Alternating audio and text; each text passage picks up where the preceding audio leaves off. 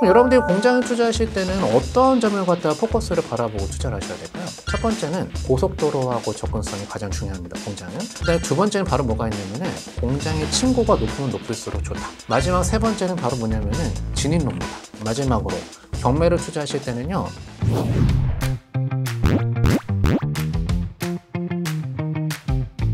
공장을 투자하시는 요령에 대해서 같이 한번 알아볼게요. 우리가 일반인들에 대한 시각에서는 나는 공장 운영 안 할 건데 공장 왜 낙찰받는가? 이렇게 생각되실 수 있지만 생각보다 부동산 투자하시는 분들이 많이 투자하는 게 공장입니다. 공장 같은 경우는 임대료도 생각보다 많이 나오는데 나중에 그 집가 상승에 대한 기대감을 같이 바라보고 투자할 수가 있는 게 공장이기 때문에 이 공장도 굉장히 투자하기가 좋은 상품 중에 하나다. 물론 직접 운영하실 분이 계시다라고 하면은 그런 용도로 낙찰받는 것도 괜찮지만 임대사업용이나 아니면 집가 상승에 기대하고 투자하는 그런 용도로도 공장 투자하기가 괜찮다는 그런 내용입니다. 우리가 일반적으로 공장에 투자할 때는요, 세 가지 용도의 공장이 있습니다. 하나는 여러분들 많이 들어보셨는지 모르겠지만 아파트형 공장이라는 게 있어요. 지식산업센터라고 얘기를 하고 요즘엔 그 줄임말들이 워낙 인기가 많다 보니까 지산이라고도 하죠. 이런 지식산업센터는 공장이긴 공장이지만 임대 수익률 목적으로 투자하는 공장이죠. 아파트형 공장은. 또 하나는 공업단지 내에 소재하고 있는 공장들이 있습니다. 대표적으로 어떤 거가 있을까요? 수도권에서 가장 큰 공단이라고 하면은 어디가 있을까요? 혹시 여러분들 저기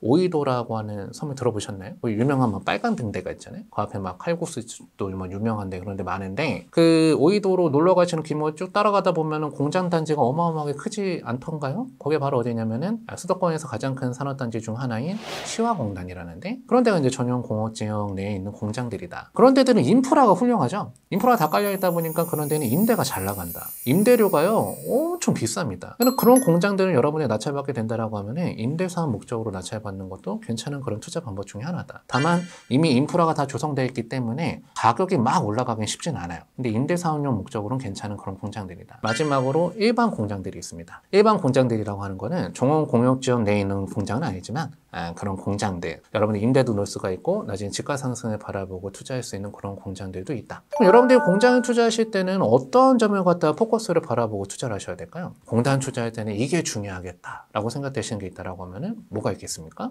첫 번째는 고속도로하고 접근성이 가장 중요합니다. 공장은. 공장 같은 경우는 임대를 놓으려고 하더라도요. 고속도로하고 접근성이 좋아야지만 임대가 잘 나간다는 점을 반드시 기억하실 필요가 있습니다. 그다음에 두 번째는 바로 뭐가 있냐면은 공장의 층고가 높으면 높을수록 좋다. 층고가 높은 공장 같은 경우는 활용도가 다용도로 들어가다 보니까 그런 층고가 높은 공장들이 아무래도 선호도가 높다라는 겁니다. 마지막 세 번째는 바로 뭐냐면은 진입로입니다. 진입로가 원활하게 확보가 되어 있어야지 덤프 트럭들이 왔다 갔다 하기 용이하겠죠. 또 그 진입로 자체가 넓다라고 하더라도 그 공장이 너무 경사지에 위치하고 있다라고 하면은 그런 공장을 팔아먹기가 쉽지가 않습니다. 덤프 트럭들이 겨울에 못 올라가잖아요. 그렇죠? 마지막으로 경매를 투자하실 때는요. 그 공장 가격에 기계기구에 대한 감정가가 높은 공장은 별로 쓸모가 없습니다. 왜냐면은 공장이라고 하는 건 토지, 감정, 건물 감정, 그 다음 기계기구에 대한 감정 가격이 합쳐져서 그 감정평가 금액이 나오게 되는데요. 이 공장이 기계기구에 대한 감정가가 높게 나와 있는 공장이라고 하면은 내가 그 용도를 그대로 쓸 사람이라고 하면은 그럼 그 공장 낙찰받는 게 괜찮겠지만 내가 그 공장을 갖다 직접 운영할 마음이 없다던가 용도를 다르게 쓸 사람들이라고 하면은 결국적으로 그 기계는 나한테 필요 없는 기계라는 겁니다. 그 기계를 갖다 여러분들 처분하신다던가 팔아먹어야 되는데 중고로 팔면요 돈이 별로 안 돼요. 그렇게 되면 여러분들이 공장 같은 경우는 토지나 건물에 대한 감정가가 높게 잡혀있는 공장이 좋은 거지 기계기구에 대한 감정가가 높게 잡혀있는 것들은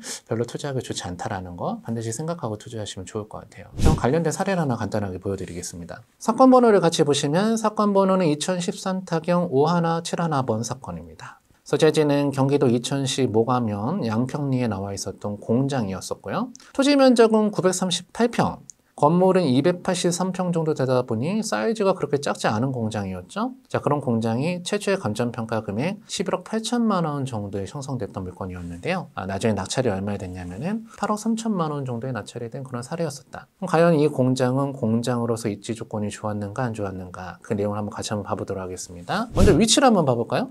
고속도로하고 접근성이 좋은가 안 좋은가? 공장은 고속도로하고 접근성이 좋아야지 임대도 잘 나가고 매매도 잘 나간다 이렇게 말씀드렸죠? 해당 공장은 동부고속도로 남이천 IC하고 접근성이 그렇게 나빠 보이진 않죠. 그렇기 때문에 저 남이천 IC를 활용할 수가 있는 그런 지역이기 때문에 공장으로서 입지 조건은 그렇게 나쁘지 않다. 여기서 바로 포인트가 바로 뭐냐면요. 이 물건을 낙찰받을 당시에는 남이천 IC가 없었어요. 남이천 IC가 개통 예정에 있었던 그런 지역이었거든요. 그러니까 이찰자가 많이 없었고 고속도로 그때 당시엔 접근성이 떨어지다 보니까 저렴한 금액에 낙찰받을 수가 있었는데 이 물건 낙찰받고 몇 년 안 지나서 남이천 IC가 개통이 된 겁니다. 그러다 보니까 지금 현재는 고속도로하고 접근성이 좋아진 물건이다 보니 예전보다는 좋은 가격에 매매를 할 수가 있는 물건이 된 거죠. 자, 그 다음에 사진 한번 봐봤더니 제가 층고가 높아야 된다고 말씀드렸는데 해당 공장의 층고 어떻습니까? 저 정도면 층고가 굉장히 높은 겁니다. 그렇기 때문에 활용 가치가 굉장히 많은 그런 공장이 나왔었던 거고 마지막 세 번째가 뭐라고 말씀드렸냐면은 진입로. 저 정도 진입로면은 왕복으로 덤프트로 왔다 갔다 하는데 전혀 문제가 없겠죠. 또 남은 공장이 경사지에 있다라고 하면은 임대 맞추기 쉽지 않다라고 말씀드렸는데